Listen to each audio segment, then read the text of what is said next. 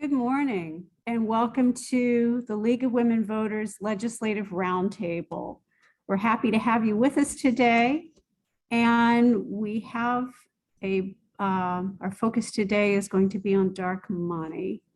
Joan, is Delegate Helmer here? I understand. I just got a note. He will be here 2 minutes. He is coming right on. I just got a text from his assistant who is here. So he's dialing in. Okay. Where I get a code from? Pacific Light. Then, Mary, do you have just 1 moment to give us an update until Delegate Helmer arrives? Sure. Thanks.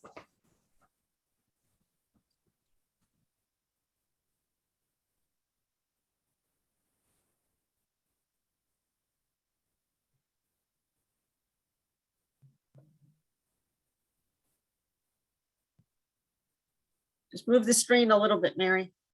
There you go.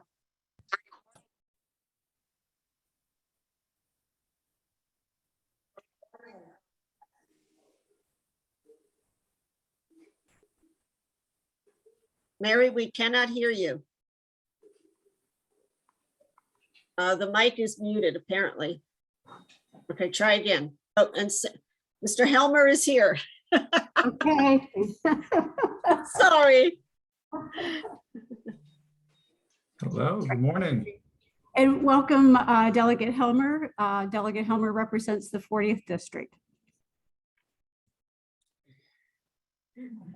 Good morning, everybody. And was there a question to tee it off, or am I just supposed to say hi? No, you start off. People will put questions in the chat. All right. Well, so excited to be able to join you today. I know that some of you are in person. I'm sorry, I have a committee meeting right at 9, which is why I wasn't able to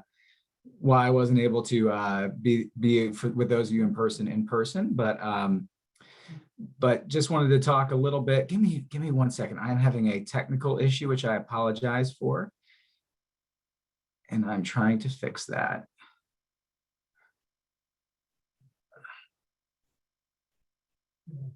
Can you guys hear me okay? We can. Yes, we can. All right. Well, I just wanted to talk a little bit about some of the work that we've been doing this year on trying to clean up elections in Virginia, which I know is very important. I will say it's not all good news on that front because while I've been working very hard on issues ranging from making sure that people don't own stocks in the utilities they regulate, to ensuring that we understand who's putting money into elections, to putting common sense limits in place. All of those have been defeated, and I think it's a real shame, because as I work on issues that range from providing access to affordable health care to ensuring that we tackle the scourge of gun violence, to making sure that every kid in Virginia has access to a higher education and a good paying job, which are all very important to me. I've seen the power that special interests have in Virginia. I mean, as recently as yesterday, I watched a bill die in the face of special interest lobbying that would control the cost of healthcare. And I think there's a direct correlation between campaign finance reform and ensuring that we have laws and legislation that benefit all Virginians. And so we have a lot of work left to do on that front. I appreciate everything that the League has been doing to champion election, fair elections, voting, and most recently campaign finance reform. I was really proud of the work that the League did in promoting the Equal Rights Amendment, which I think was fantastic, and was glad to be part of passing that historic amendment. And was very sad that we've withdrawn from the lawsuit that was pushing to have that added to the Constitution, but hoping there'll be congressional action. And beyond the work on elections, things I've been working on here, I'm always happy to talk about any of them. I've done a lot of work on access to higher education, preventing sexual assault at institutions of higher education, working on ensuring that healthcare is affordable and accessible to every Virginian. And I'm talking about practical steps. I know there's, there's big picture stuff that's out there, but I'm very much focused on like, what are the things we can do today, right now, given the system we have to make healthcare affordable. Recognizing the service of our law enforcement officers is something I've worked on, and making sure that we recognize their great work, and then protecting our veterans, making sure that Virginia is a veteran-friendly state. So those are pieces of things I've worked on. There's a lot of other things that come before the legislature. I sit on the Agriculture Committee. So every bill that deals with animal welfare and with agriculture in the state, I get to have a part of. I sit on the Technology Committee. So I get to look at the future here in Virginia and how we ensure that Virginia is creating a new competitive landscape where we are creating the good paying middle-class jobs of the future. And with that, I am happy to answer any questions y'all might have. There was a question about the budget process. What has been happening on the budget process, and how should we engage? That's a great question. Right now the budget is well, it's interesting. The budget will ultimately emanate from the House, because that's just how it works. But where it's really at is a discussion between the governor and the Senate. I mean, I think ultimately that's where it's going to be. And I think engaging with senators on what you think is very important is key. I'll throw a personal plug in there that we are, which is that as a state, we don't cover infertility treatment, which at a time of plunging birth rates, I think is an awful shame. I brought forward a bill this year to address that. We sent this bill we sent this coverage to HERC, which is supposed to study things within 2 years. And they didn't do that. They didn't act on it. And which is unfortunate. All of the inside politics aside, there's an opportunity within the budget to have an exploration of covering infertility treatment. And for the 10% or more Virginians who want to have children but can't, this will be transformative, and particularly transformative at a time where we know that we have the lowest birth rates in the history of the United States. So if you're engaging in those conversations about other things, would love to have them start to at least put something in the budget, take a look at that issue, which is deeply important. We have 2 questions that sort of blend. At what level was common sense limits on contributions killed? And there's another question, is that committee or full House? And then I have another question about, have any contribution limits or any campaign finance bills crossed over, or have they all been destroyed? I believe that there are a couple that may have crossed over, and I can't remember, so I apologize on that. If they did, they were incredibly limited. So a couple of David Boliva's very limited, like nipping at the edges, campaign finance reform bills went to appropriations, and I do not know whether they came out of appropriations or were killed there. I just can't. And the 1,000 bills, can't remember if they did or not. Because if they did, they would have been on what they call the uncontested docket, and so I would have seen them, but seen them briefly. So they did. I mean, I will say it's unfortunate. I think there has been bipartisan consensus by an old guard in making sure that these things don't become law. I mean, I remember last year, the one that I think is most embarrassing and I'm deeply frustrated about is that we are one of the only states. I tell this to people and they think, oh my goodness, I just assumed that was illegal. We allow personal use of campaign funds. So a state regulated monopoly utility can give you $100,000 donation, which you can use to directly supplement your income. In other states, that's a crime. And in Virginia, that's just accepted practice. And that bill to regulate that died this year. And the excuses for killing it are that it's too complicated. You might catch somebody up for doing pizza. And the reality is that federal candidates operate every day under those restrictions and don't seem to accidentally violate them. So it's a real shame, and I will continue to fight. It's embarrassing, and I'm going to continue to call it out as embarrassing. And this year the House killed it, but last year the Senate, it actually got to the floor and they re-referred it back to committee, which is a way of not having to take an embarrassing vote on it while killing the bill. So we should keep fighting for that and make that change, because that is dreadfully, that has the, at very least, the deep appearance of corruption. I received a private question about, are we still the Wild West? Is Virginia still considered the Wild West? And will we, this is a little subjective, will we ever get better? We are still the Wild West.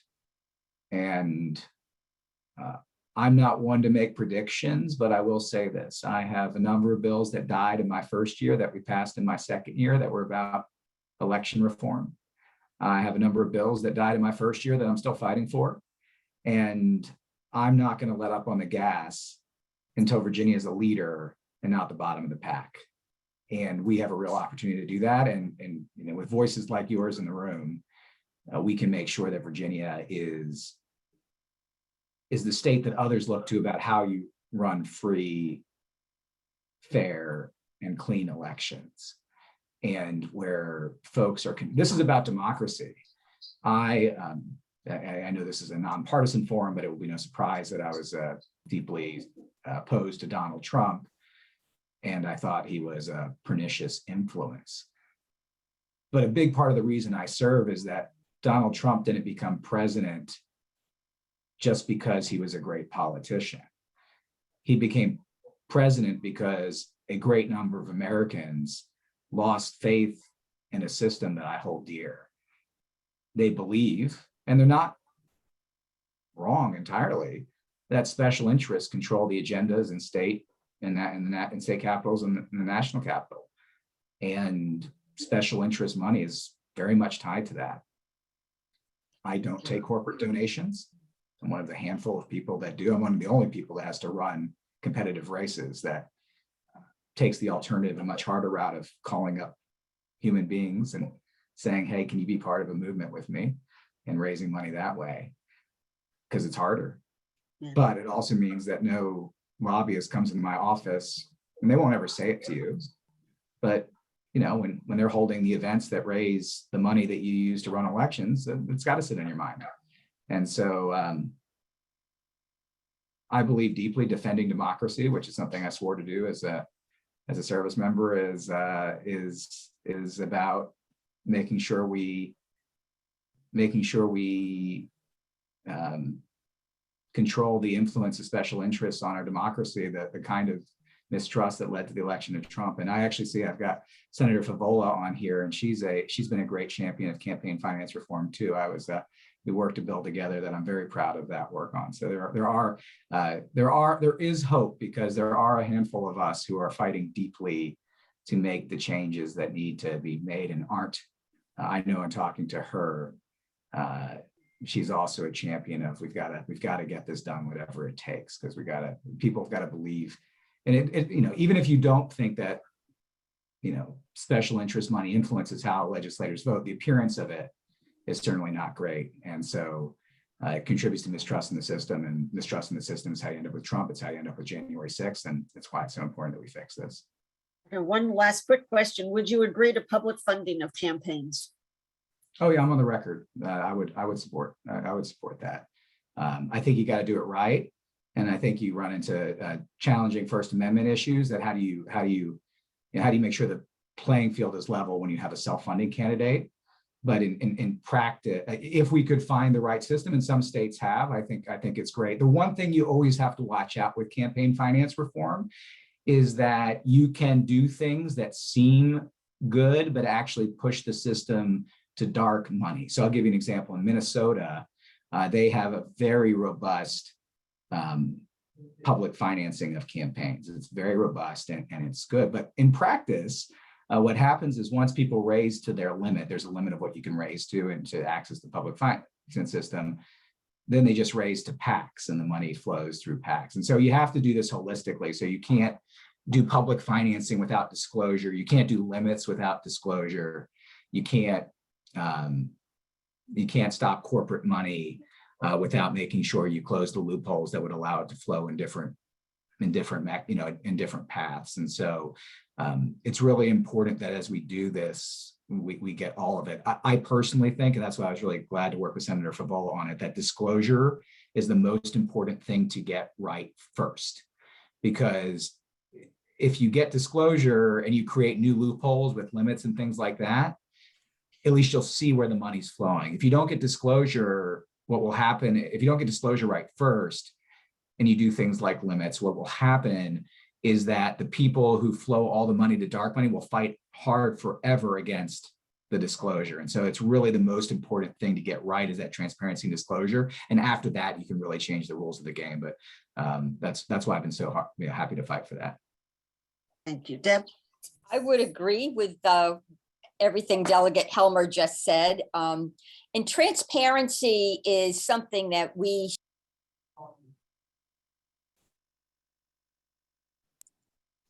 I don't know if is it my turn to speak? Sure, something just happened there. You're good. Thank you. No worries. Thank you. Delegate Helmer, thank you for giving such a great overview and a context for campaign finance reform. I just want to reiterate that transparency is something that really has sort of broad bipartisan support, and showing sunshine actually does influence behavior. So people will pause because they know that they're going to be queried about, why did you take so much money from this interest group that, has a pretty bad environmental record, or, this interest group that is very much aligned with one position. So transparency, I think, is absolutely the first step. And just to note, we've got 2 successes, but I don't know if they're going to fare well in the House. Maybe they will not. Delegate Helmer had the companion bill to my bill, Senate Bill 318, which essentially required third-party disclosures. So if people came in and if a group or an organization advertised during a campaign session, a campaign season, they would be required to disclose their top 3 donors. Mine did pass the Senate with some bipartisan support. It was 23-15, but Delegate Helmer's bill went down in the House. So I would have to expect my bill would probably suffer the same treatment.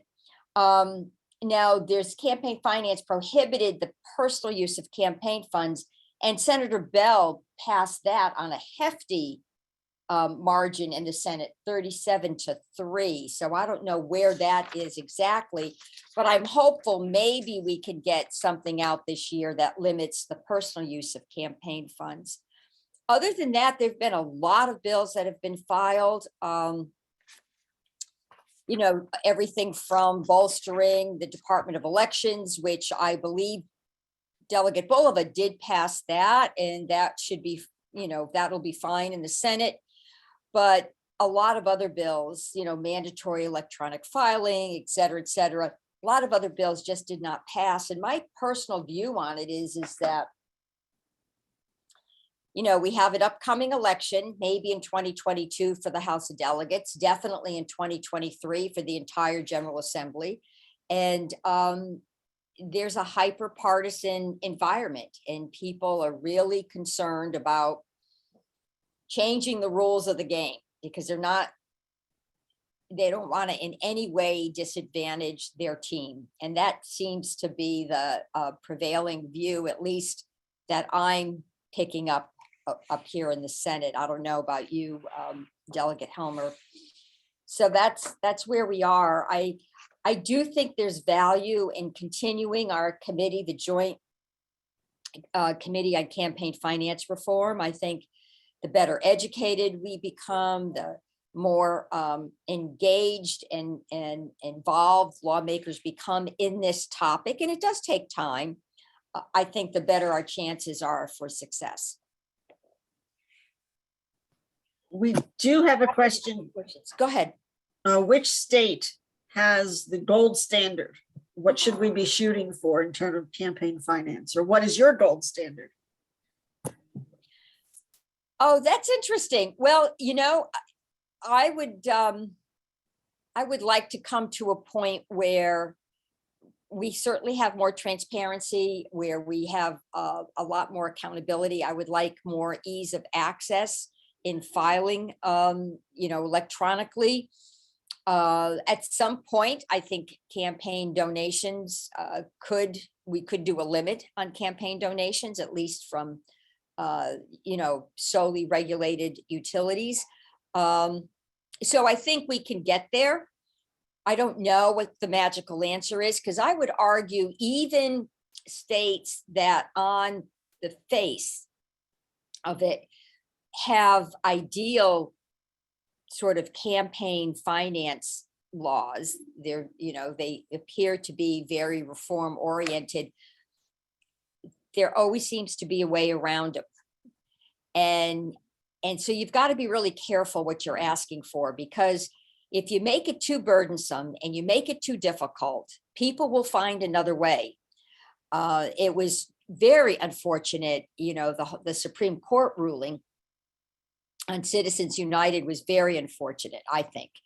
So you don't want to get into a situation where, there are even more decisions from the Supreme Court that would enable all kinds of spending without any kind of prohibitions or any kind of limitations. So I think campaign finance reform is very challenging, and you really have to think about what the implications are.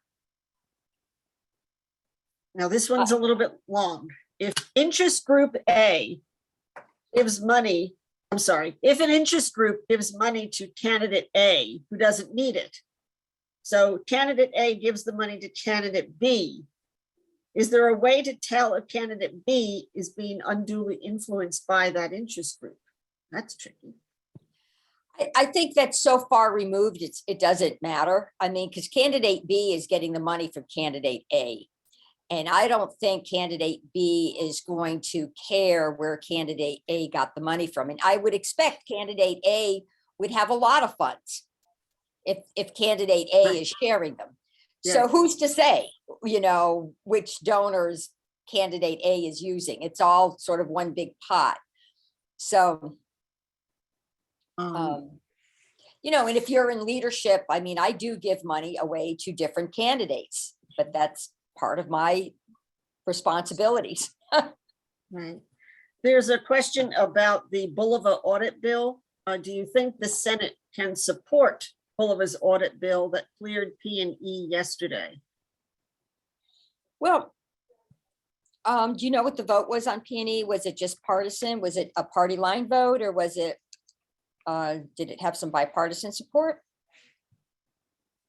Janet? I would think if it cleared P&E, it has got a good shot of passing the Senate. Yeah, it actually had strong bipartisan support, so that was good. Yeah, no, and again, I think we're going to make progress. We're not going to, transformational change is very challenging in any area, because people have, got invested in certain practices. They've, arranged their organizational structures, et cetera, et cetera. And that's true of any program or any activity. So wholesale transformational change never happens in one session. Mhm. So I think you have to have a vision of where you want to go, and then you have to keep working on it session after session. And it may be baby steps, but then eventually you get there. This one is a little bit off topic, but it's your bill, SB 268, on the diversion of people with behavioral health issues. Oh, is that And- my transfer of custody Yeah, bill? yeah. Mhm. A little status report, what's happening. Oh, thank you so much for asking about that. That is going to be one of the landmark pieces of legislation if we can get that passed. It passed the Senate with a very healthy margin. I want to say 40-0. It doesn't get any healthier than that. And it's over in the House, and I'm going to have a hearing, I think, before the courts today or Thursday, and then it'll probably go to finance. I'm working with the Sheriff's Association, mental health advocates, our Department of Behavioral Health, and some other interest groups. what we're trying to do is enable the state, which already has an alternative transportation contract, but enable the state to expand that contract and to provide the legal authority to allow a well-trained alternative transportation provider to take an individual to a healthcare provider when they're under a TDO. And to stay with that individual until the bed is actually available. And this is really important on many levels. It would free up law enforcement, first off. The individual would be going to, let's just say the prospective patient would be going to a healthcare setting without, a uniformed police officer. The context of healthcare would be more front and center than the fact that, the individual had to have been escorted by somebody in a uniform, and then sometimes the uniform officer needs to sit with the individual till a bed's available. So it's a very different model. North Carolina has used it. And this alternative transportation option is, I think, much more humane. It's a better use of resources because in some of our local jurisdictions, there's not a large uniformed police, either police or sheriff office. So to divert those resources is really problematic. And I really think that we have to start treating individuals who are under TDOs as individuals who are really in need, they're in crises, and they need treatment. And that's a very different message that I want to deliver. So Right. Thank you. I understand Senator Bell's in the room. We do have one other campaign finance question. Many campaign finance bills exempt self-funding. What is the reason for that? It seems to advantage the wealthy. is that a question for me? Yes, ma'am. Okay. I have been told that it is illegal to prohibit self-funding. It's just flat out based on court cases. It's a freedom of speech kind of thing. It's so I've been told it's just illegal to ban it. It's an individual using his or her own money. Now, I don't know how that would interplay if you actually have campaign limits, if you could actually apply those limits to most examples that I'm aware of with campaign limits is if individuals are going to get public financing or they're going to accept campaign limits, then they can agree to put a limit on themselves voluntarily, their own money. But if they want to self-finance, they can walk away from those requirements. So that's Senator really, Favola? yes. Yeah, hey, I'm up. This is John. I'm up at the podium now. It's Senator Bell, and this is one I'll give you an assist if you'll let me. Sure, I'd love to. Welcome, Senator Bell. You're such a good advocate on this. Wonderful. Please give me this. I actually did a bill on this one. Here's the issue. The Supreme Court has ruled that you can't limit a candidate's contributions to their campaign because it's a First Amendment right. Yeah. They're considering their campaign contributions part of the freedom of speech. So, with that being said, I did a bill this year, which unfortunately this one did not. Actually, I was on the bill with I think Chap Peterson on this. We've done this a couple times where we tried to put a limit on campaigns, but the problem is if we, like with Chap's bill he did this year, he said you can only get, he had limits, but it would only come from certain committees. And it's obviously he's trying to move us in the right direction here. But the problem is it didn't limit the wealthy candidate because they could give whatever they want, but then we put limits on all the other candidates. So if you're of moderate means, now you've got limits on the donations amount you can, but your opponent could put in big money. And frankly, Governor Young can just put $20 million into his own race. That's a big disadvantage now if we don't let the other side get this. So some of the states to counter that have actually added clauses. If a self-funding candidate who would be defined as giving more than 50% of their campaign money from their own funds, then the limits don't apply. So we thought of doing that. The problem is, when do you count that? Because donations can come in and you get over that 50% in the last week of the campaign. So it gets tricky to enforce this. But that is the issue on the campaign limits, is we don't want to disadvantage a candidate of average means. And because frankly, a candidate in a delegate or Senate race could come in, if they have the ability to pour a couple $1 million in, they have a good chance of winning. So it would be incredibly unfair then to not allow that other candidate to receive bigger donations, because having done, I think in 2019, I mean, I want to do campaign finance reform probably as bad as anybody, because 2019, I spent 2,000 hours doing fundraising calls.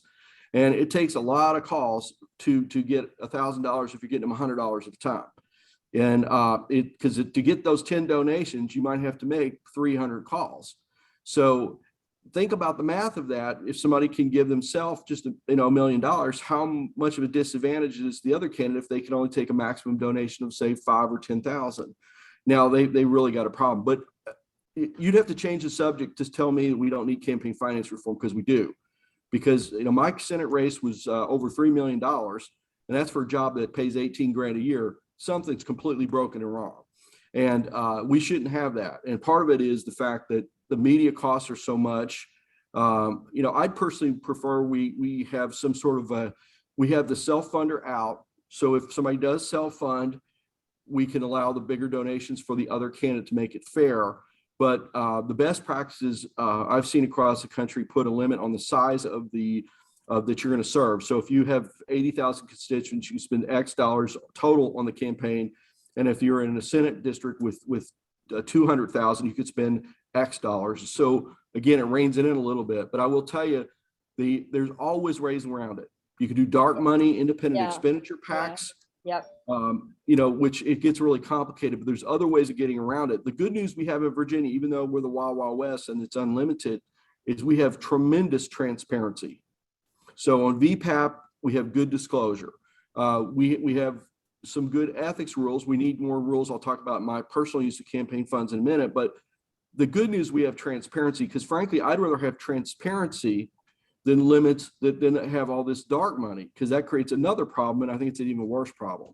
But I hope that answers your question. That was a great assist. You sort of reinforced my free speech point. So thank you, Senator Bell. Happy to help. Senator Bell, do you want to speak? And then we'll take questions. Sure. What I did, I've got a bill now. It's over in the House.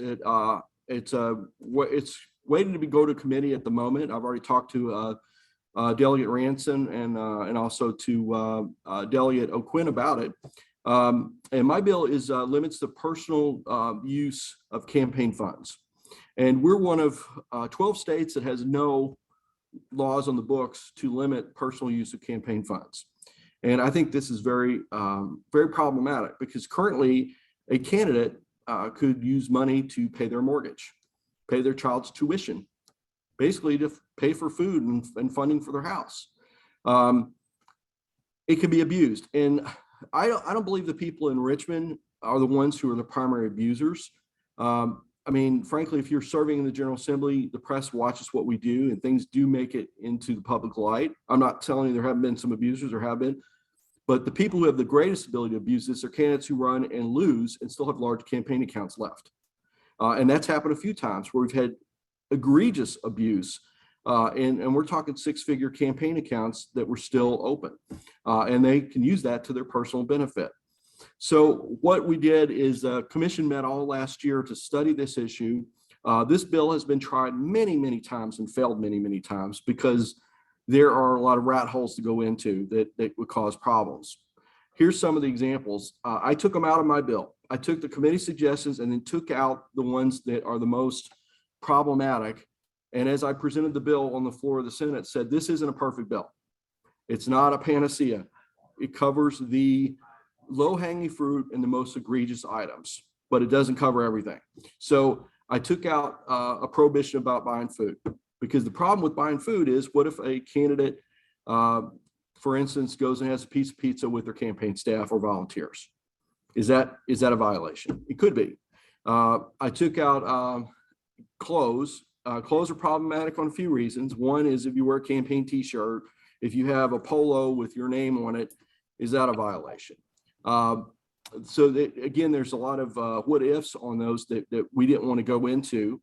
And we took out the reference to the federal rules. The federal rules, some of them have good examples, some of them don't. But here's one of the problems with the federal rules.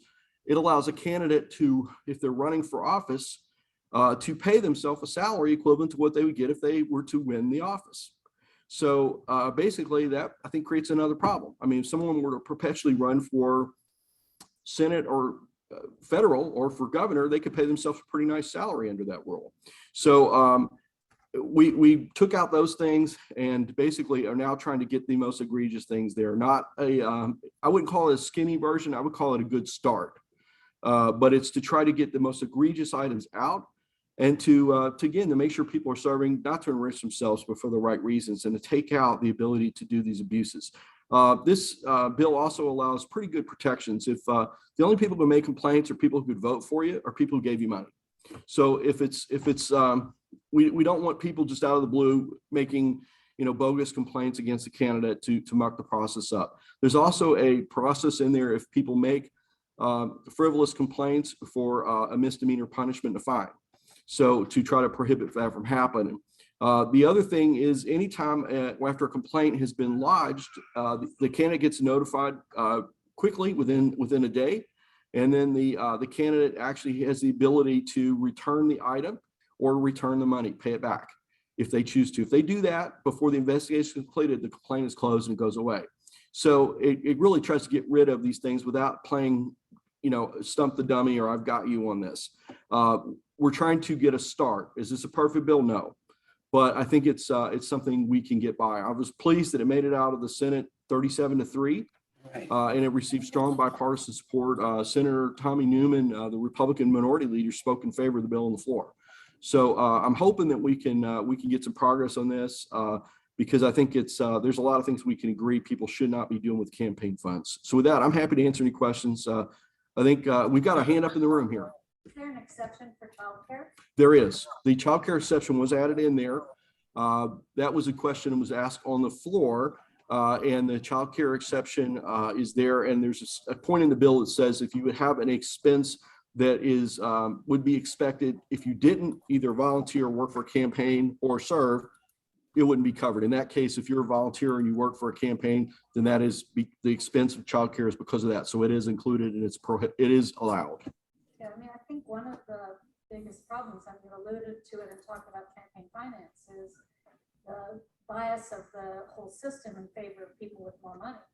So to the extent that you limit these campaign funds, you're not, the people that you're most likely to hurt are not the people that, you know, we would all potentially see as the problem. And I don't know, did the commission look at all at the reality that one of the more insidious problems? John, I just want to hop in there for a second and then I'm going to run. I will just say we did hear a lot of concerns from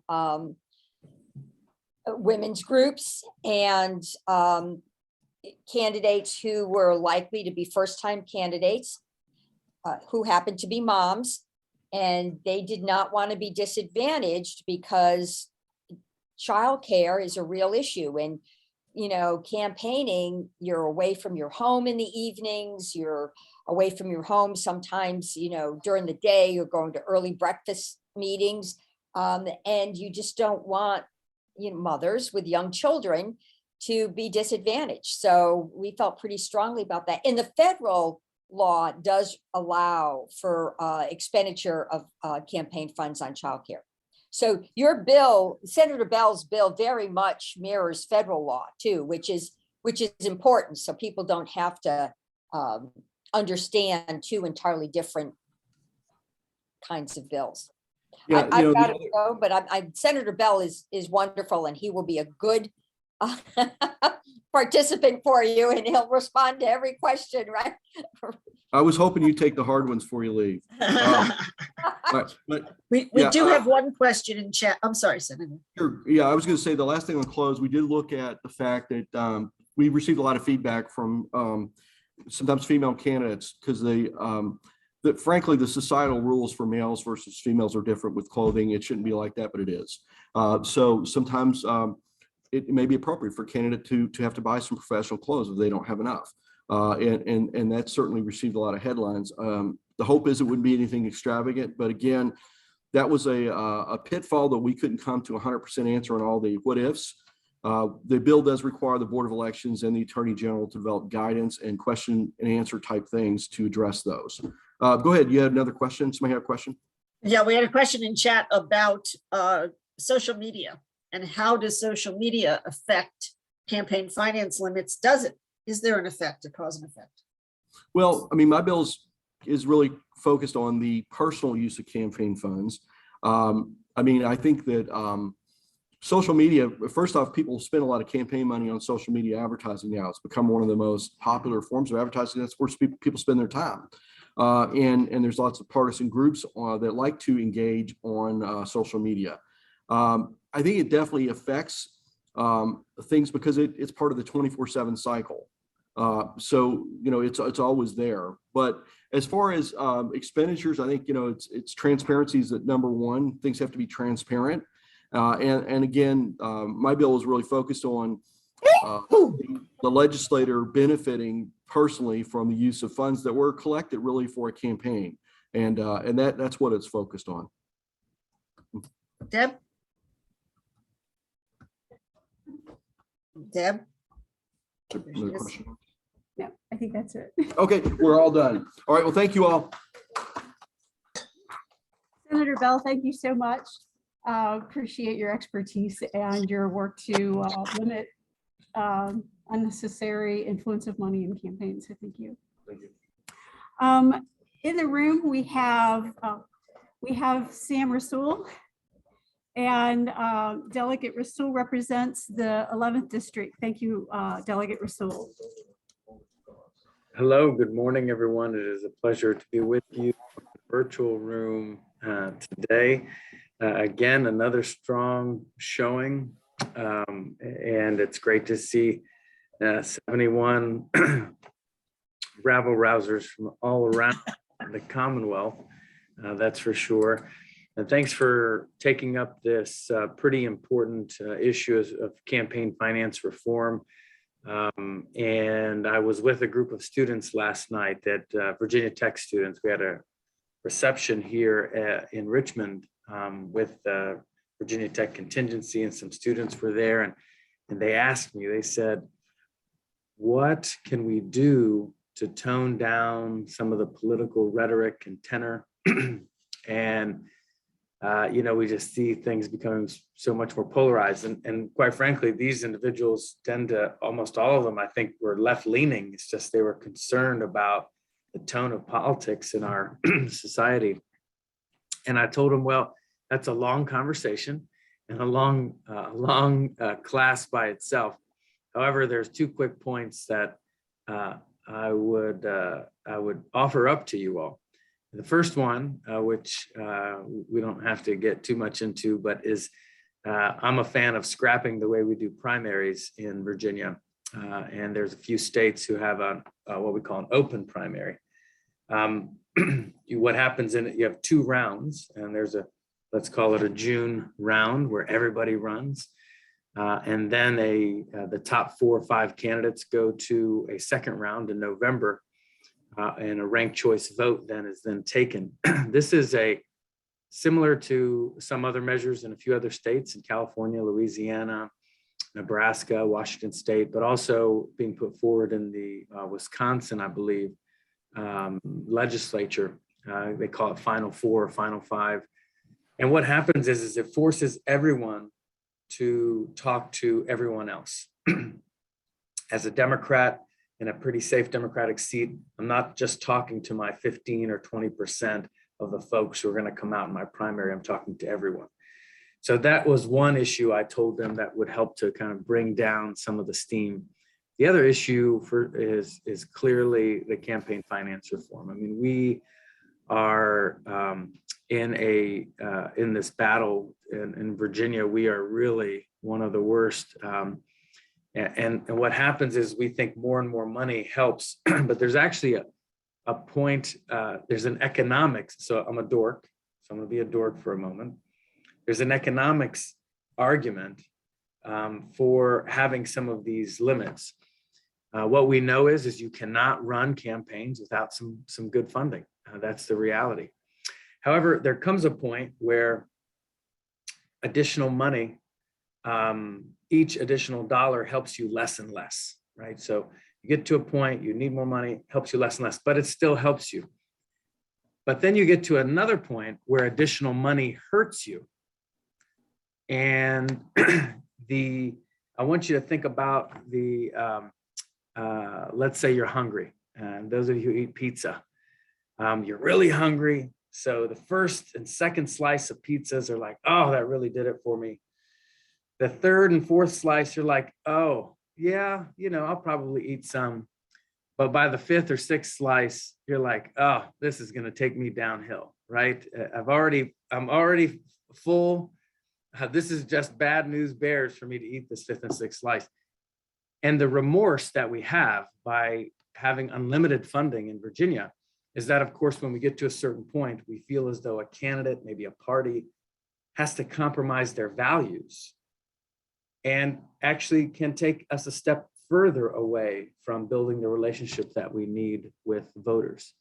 So while money is important and it is a valuable part of our campaigns, the fact that we had a record $140 million spent on a gubernatorial election with such a distaste it left in people's mouth from the election kind of overall, the tone and tenor, I think should give us pause. And so I hope, in addition to some of the small steps we are taking, that we will think through more aggressive measures in moving forward. We do have a question. Would ranked choice voting in the first primary work instead of having 2 rounds? You're trying to get the first 4 or 5. So you could do a ranked choice primary where you stop once you have the top 4 or the top 5. And you can just Google Final 4, Final 5, or look up open primaries, and you'll see there's a whole movement and organizations. In Virginia, it turns out, as I've put in these bills in the past, that neither Republicans nor Democrats are interested in this kind of reform. It's a little bit too much of a shift. But I think that if you're interested in us having a more constructive dialogue, these are important measures. Because we see where the conversations really get carried away, I think, in many of the primaries. That's where the rhetoric is really toned up.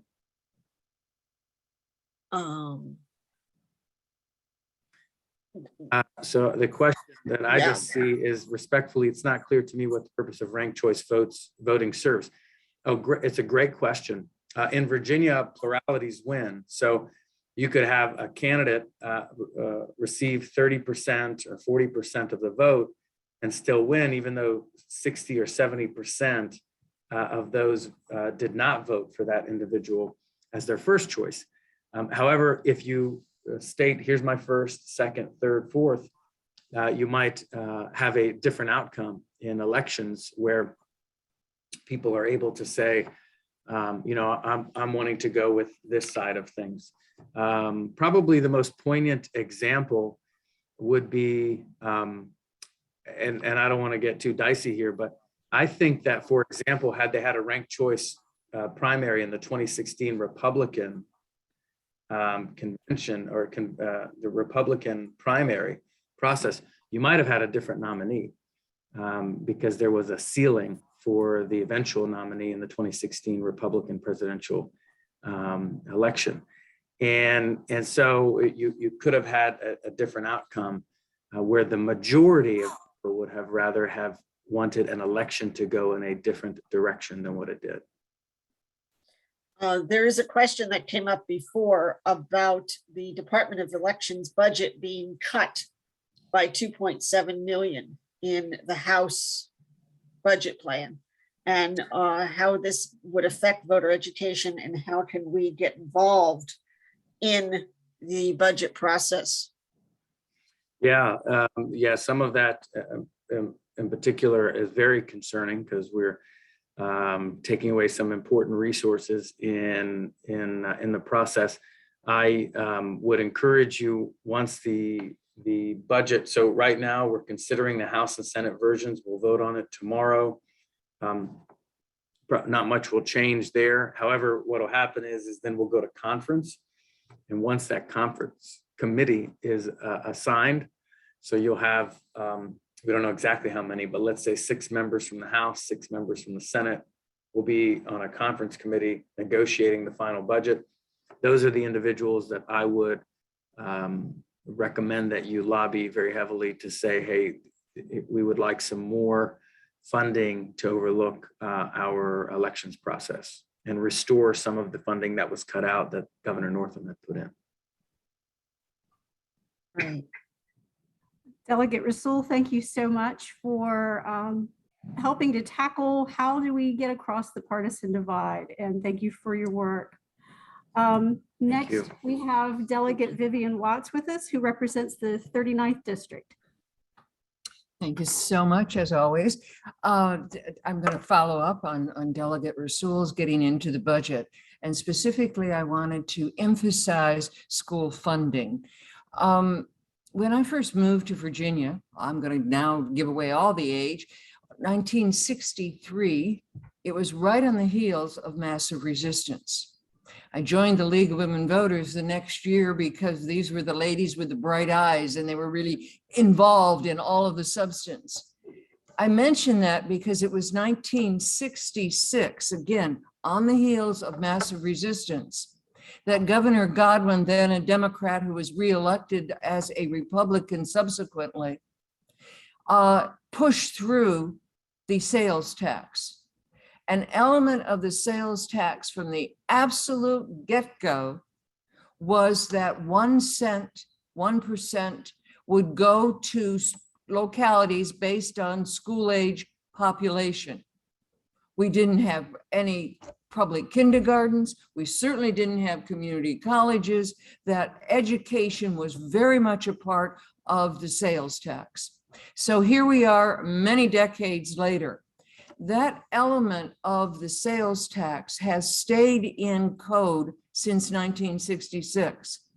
And as I looked at the budget and did a deep dive because of my concern of what was happening with taking the sales tax off food, of whether or not this absolutely rock solid foundation of 1 cent going to school age population was going to be deep sixed, that approximately 18%, as computed by the tax department, of our sales tax revenue comes from food.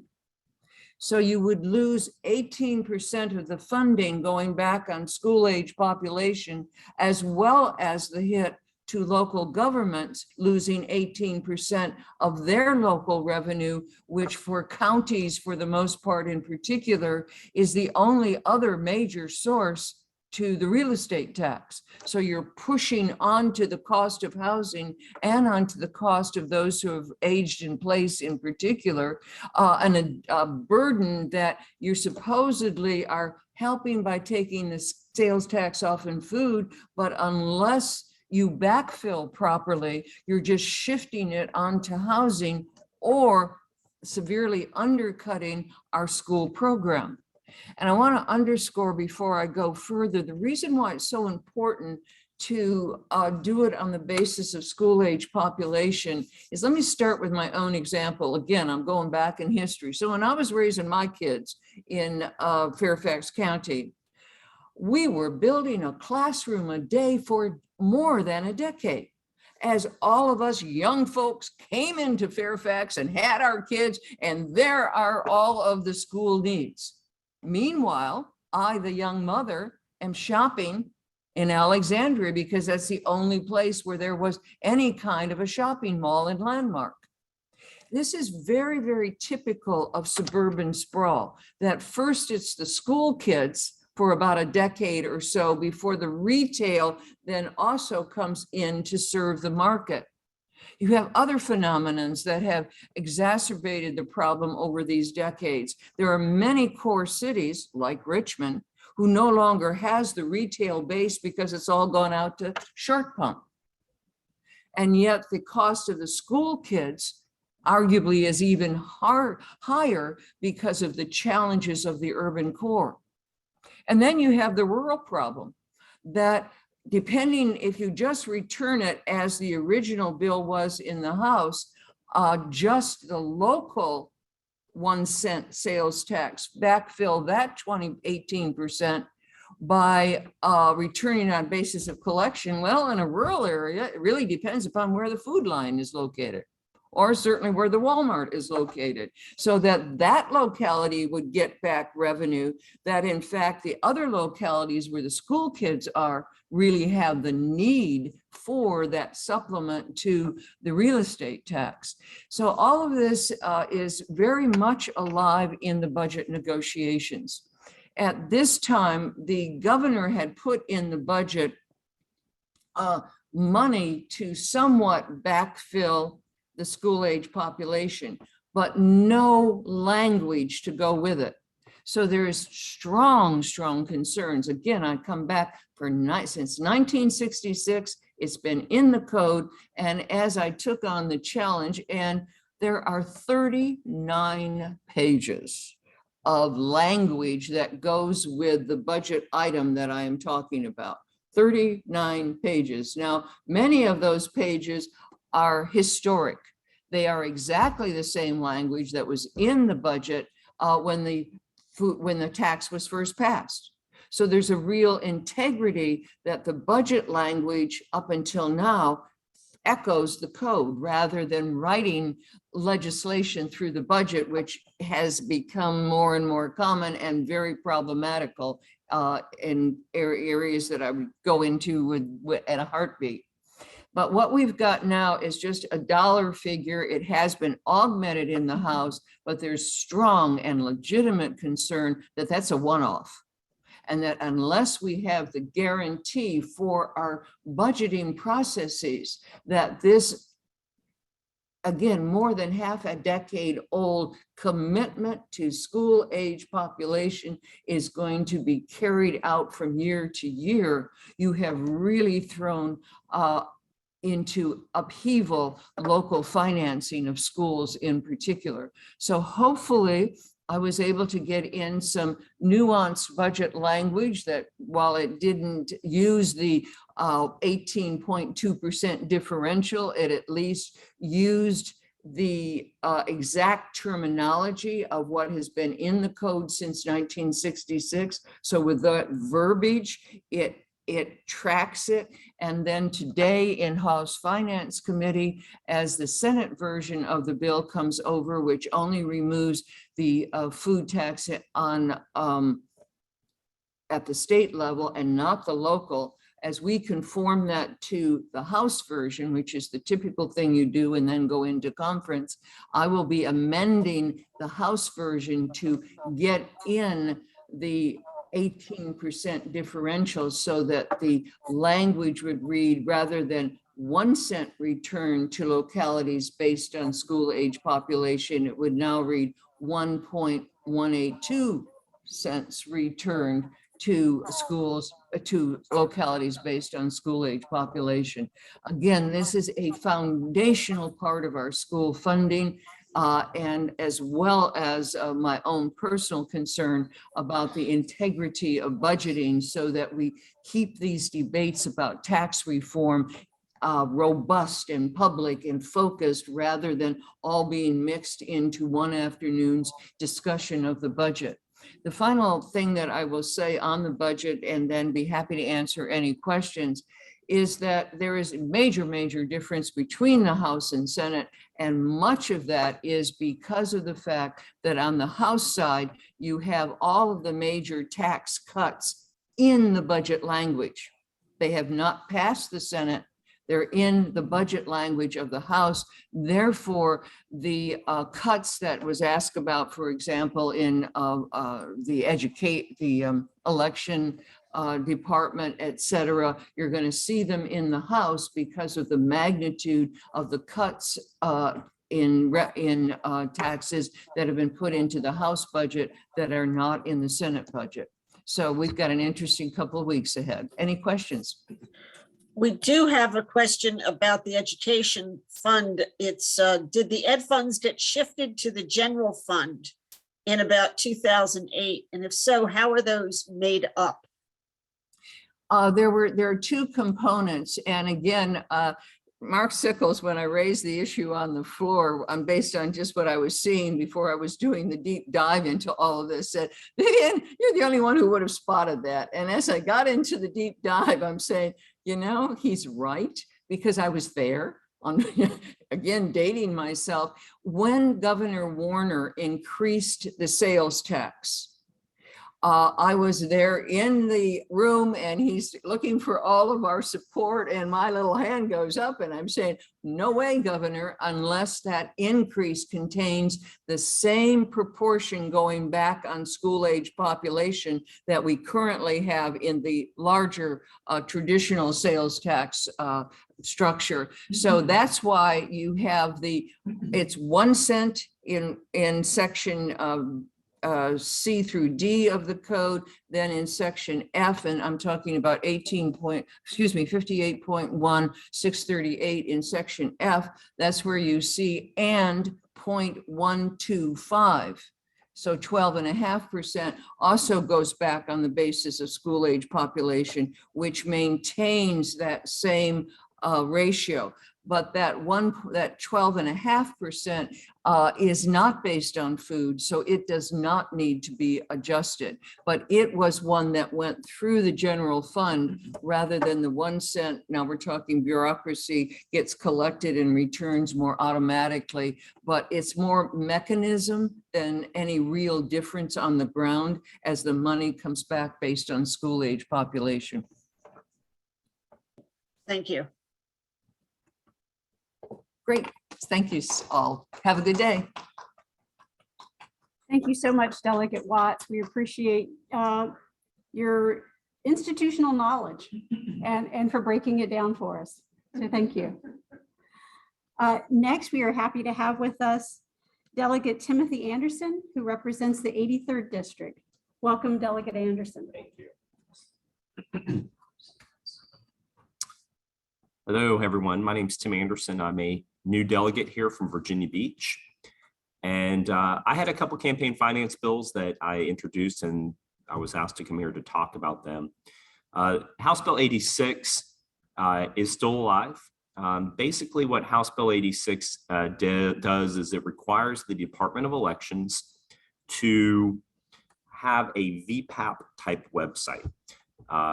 As you know, if you want to know who gave to me and how I spent the money and who I'm donating to, we all go to VPAP because that's the only way to truly quickly see the information. The Department of Elections website would require you to go there and you'd have to download all of my campaign finance forms and you'd have to spread them out and try to piece the paperwork together. So we are heavily dependent on VPAP. The problem with VPAP is that it's a charity, it's a nonprofit organization. The state has no regulatory authority over it. And if something is wrong on VPAP, there is no way for the state to correct that information. And so when I came in, I believe that it is a core function of government to provide digestible campaign finance information to the public. And Virginia is just one of a very few handful of states that don't have it. And so I produced a bill that says that you have to do it, and you have to have it built by July of next year. And it passed the House 99-1. The one person voting against it was my very good friend, Don Scott, who told me that he was not going to let a freshman get a bill 100-0 out of the House. So I'm pretty sure he likes the bill too. It was just more of a hazing thing. So that's going over to privileges. And I've spoken to Senator Eben about it, who's chairman of privileges. And I mean, bottom line, here's the way I see this, is that it doesn't matter how many rules we put on campaign finance.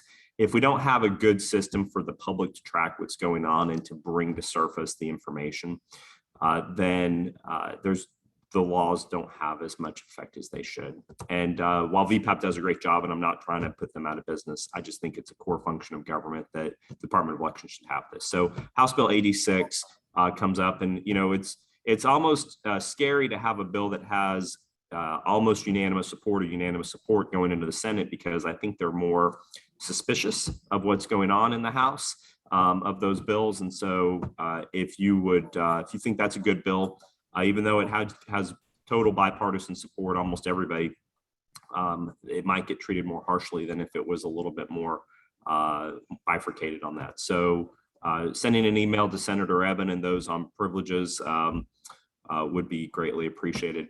And then the other bill I had was House Bill 85, which was killed by my own team, which basically says that you had to, we're going to follow federal FEC guidelines in Virginia for individual campaign finance giving. It basically just pulled down exactly what the federal limits were.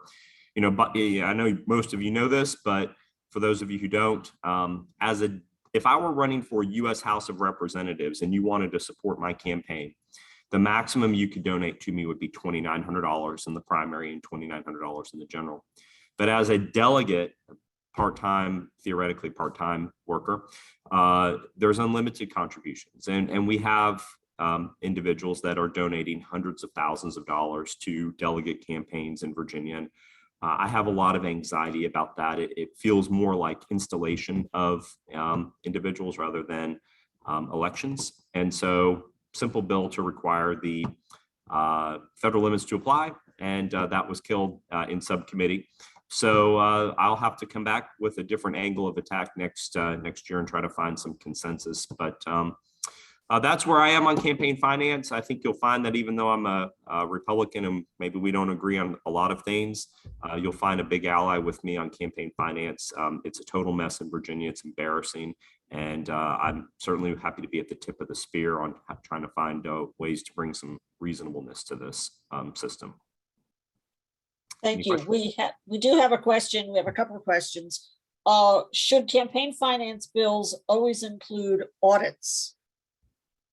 Yeah, so we had a bill this year that discussed audits, and the problem really is that the Department of Elections is the most understaffed state agency we have. There are 2 compliance officers in the Department of Elections. One, basically all that person does is just make sure that we filed our reports on time.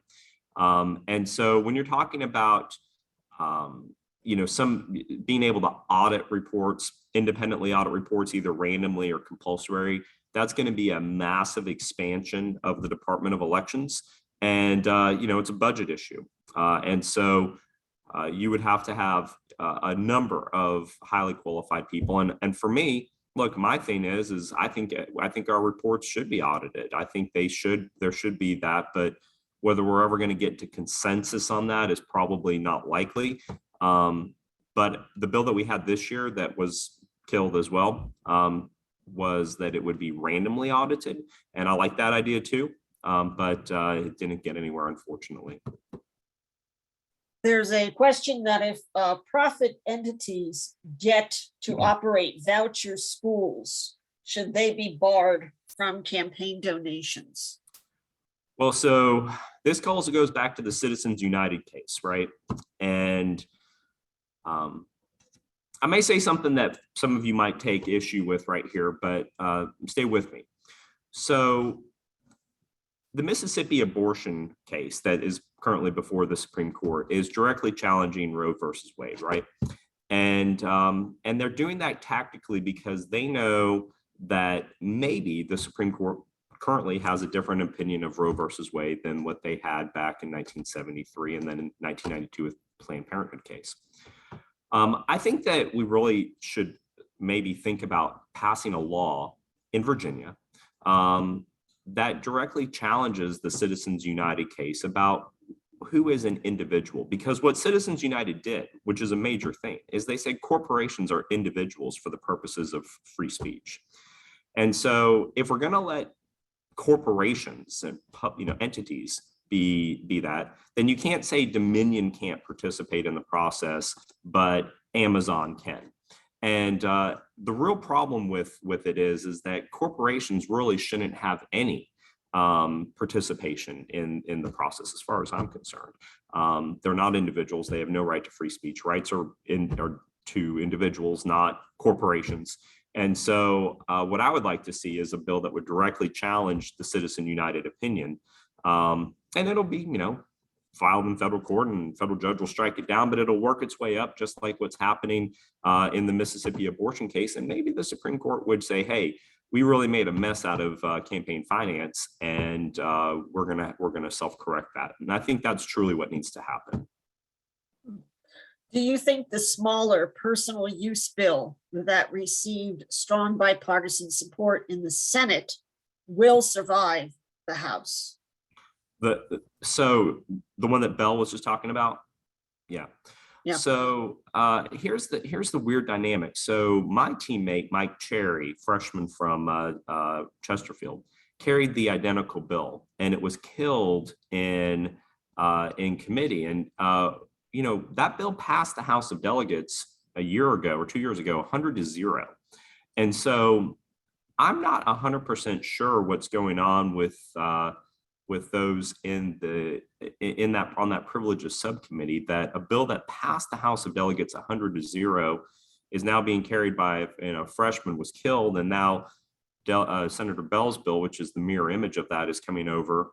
I don't know what happened there. I mean, optically, we shouldn't be using our campaign money for personal use. I mean, optically, everybody should be saying that. I'm not sure what happened, but it would be interesting to see that our team kills our teammate's bill and then would allow a Democrat bill that's identical to go through. But I'm not on privileges. It's just I'm looking at this from a 30,000-foot view. If I have the opportunity to vote for it on the floor, I'm definitely going to vote for it. But it has to get through that privileges subcommittee and then through the main committee before it gets obviously to the floor. There's one final question about, it seems that some of these bills are asking more of the Department of Elections, but in the House budget, their funding is being slashed.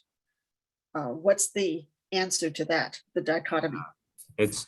I don't know how you can ask any more from the Department of Elections with what they're currently doing. My bill, House Bill 86, to create a website, has a fiscal impact of $147,000 to build this website. I got that in the budget. It's in the budget. It's in the Republican budget on the House side. And so, I made sure that they got the funding for that. These unfunded mandates on agencies like the Department of Elections that have no give. I just don't know how you can ask anything more of them without funding them more to hire more staff. Okay, we have a repeated question today about how we can participate in the budget process, and wondering if you have any insight into that. Yeah, so here's how I've been explained how the budget process is going to work. So we're going to pass our budget this week out of the House, probably with few, if any, amendments. So the budget's going to go out, and then theoretically the Senate budget's going to go out as well. And then what's going to happen is there's going to be a conference committee that's going to be set up. And when those conferees are named, if there is something in the Senate budget that's not in the House budget that's really important, it will be very important to be communicating with those conferees on why it's important and so forth. So I think what you have to do at this point, because all the deadlines are really passed, we can put floor amendments on to the budget, but they're not likely going to happen at this stage.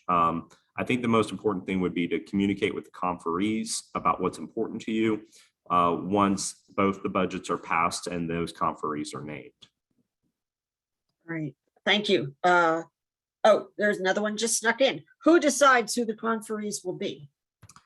I don't know the answer to that question. I think it's the Speaker appoints. I think two Republicans and one Democrat are appointed from the House. I don't know how the Senate works, and I'm pretty sure the Speaker appoints those conferees to that committee, as well as, of course, the chairman of Appropriations, who's Barry Knight, and then the chairman of the Finance Committee, which is, I think, Mamie Locke, I believe.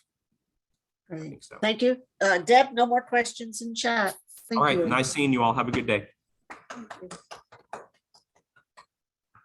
So thank you so much, Delegate Anderson. Appreciate your coming in today and love the VPAT bill. So thank you so much for your work in campaign finance reform and reporting. So thank you. Have a good Great day. to have you.